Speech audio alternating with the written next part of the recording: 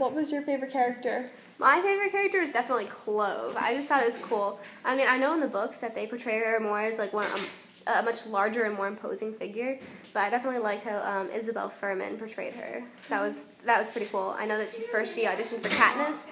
She didn't really look like Suzanne Collins Katniss though, so I thought it was pretty interesting how she got to be Clove. No, she's a total Clove. I also really like Foxface. I wish Suzanne Collins elaborated on her character a little more, but she's really cool too. Yeah. Okay, next question. What district would you live in?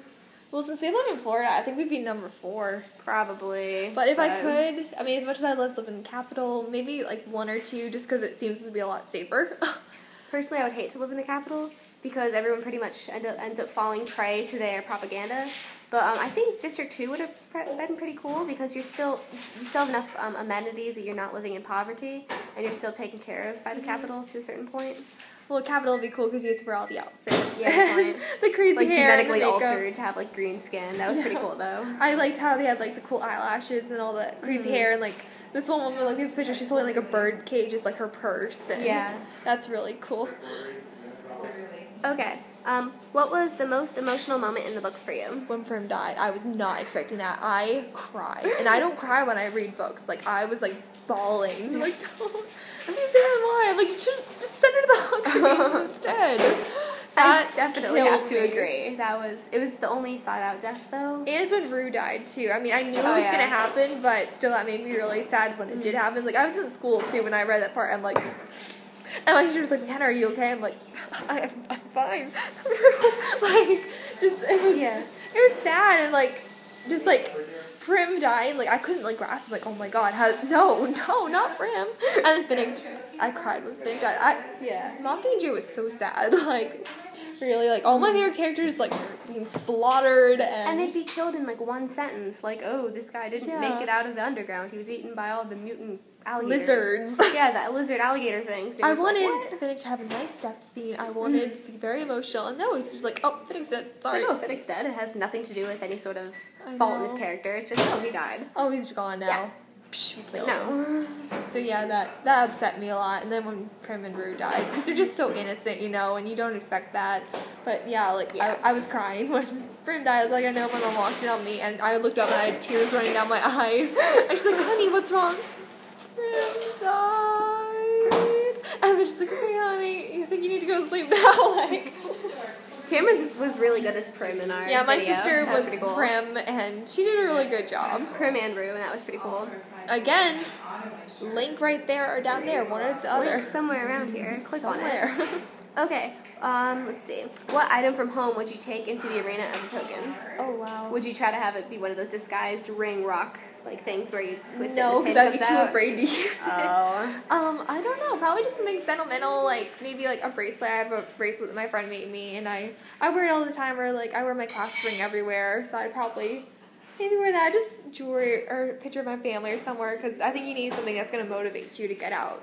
I think that's what happened with the Mockingjay pin. She was motivated whenever she looked at it to get out. So I was kind of depressed that they didn't bring Magin on the movie for that one. Oh yeah, Mage. It's alright. They worked it in alright, but yeah, I think they did. But for a token for me, I don't know. Like it would have to be something that connects you to reality, so you don't really lose yourself. But I don't know what the Capitol would let you without showing the Capitol too much that you're above them. Yeah. So I'm not sure. Or maybe I'd bring, like, my dance shoes or something, because I love to dance. You'd run it in there with your little ballerina slippers on. Since I would be hiding in the trees and stuff, I could just drop down and do, like, a little dance and get people to send me packages, and that's how I would survive. Alright. What is the most evil plan someone made in the books? Oh, God. Probably when Snow sent them back to the arena. I knew, I had a feeling in the second book they would get sent back. I did not think it was going to be like that way. Well, yeah, I mean, obviously he changed it just so he could get Katniss and Pete in there and kill them. Random, I don't think so. No, not at all.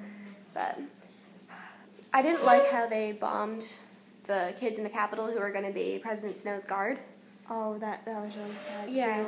And how only some of the packages went off, and then Suzanne, how do you think of that? I mean, that's messed up. That was really sad. It's thought out, but it's messed up. They're all reaching up for it, because they're like, oh, it's all good, it's presents, woohoo, and then, no. Like, that killed me, too. That did. That was really sad. Children. Okay. What are you looking forward to most in the film? Seeing Finnick. I'm really excited to see who the new characters are going to be and just see how they play it out because I'm excited to do the Catching Fire parody too. So, I mean, I figured we were really close to like costumes and acting for our parody, so I really want to see what they're going to do next. Yeah, I'm excited for seeing Johanna. Johanna. I'm going to do this whole German accent thing, but I'm going to have fun with that. So, that's pretty cool. I loved how she tried to make everything really calm and cool with Katniss. How she just like randomly stripped off her tree costume in their elevator, and it was like, okay, sure, Suzanne Collins, what kind of audience are you writing for? But it was funny. We love Suzanne. She made it pretty awesome. Just not the best ideas, but she made a pretty awesome book series. Yeah, it was a really good and compelling storyline. Yeah. Do you guys ever have that feeling like when you finish a book series, you're just kind of like, now what? Because you don't know what to do. I mean, you can reread them, but then if you have to do like book reports on them, it's not good. Or you could just reuse the old book reports if you had to. Yeah. But all right, who is your favorite villain in the trilogy? No, I'm joking. A favorite villain, probably like Clove or something because she's really cool, and also I think she's a villain because she's like grrr all the time. I also like Snow. I thought it was kind of funny how he looked like Santa Claus, but he wasn't Santa Claus. He's just like Voldemort. And I pictured him more as some like sunken-in old guy with all these rot things and such on the inside of his lips from when he tried to poison people. And so he always had to have the whole flower thing going on. And then I think it was just funny because he looked so jolly and like he looked like happy. And I did like Seneca Crane. I liked his beard. Yes, Seneca Crane's beard. Your argument is invalid. But yeah, and I didn't really like Coin that much, but no, she didn't strike me because I knew she was evil from the start. Like I had this feeling she's like the whole time. Yeah. But yeah, I definitely liked President Snow and I like Clove too. I didn't really like President Coin. I mean, she was the face of the good side, but yet she was still corrupted and bad. She would have ended up being just as bad, if not worse, than President Snow.